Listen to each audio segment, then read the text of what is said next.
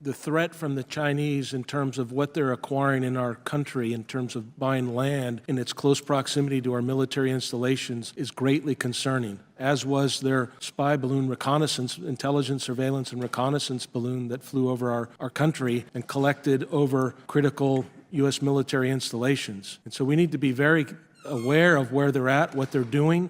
In the book that we just wrote, Embracing Communist China, America's Greatest Strategic Failure, we actually call out and say that we need to move the CFIUS process, which is the oversight of where certain acquisitions are made in our country, move it out of Treasury and move it over to defense, because that's how important and serious this threat is.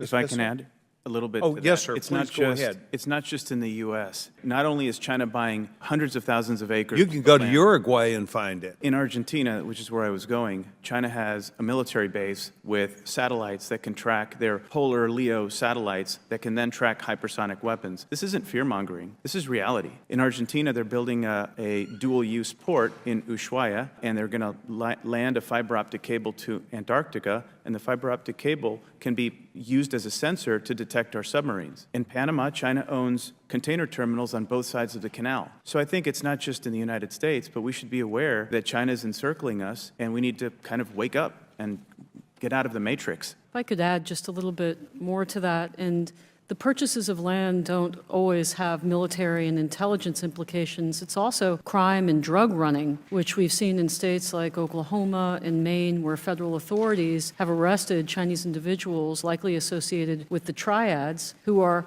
running drugs and committing federal crimes within Marijuana our farms. borders. Correct, the marijuana farms.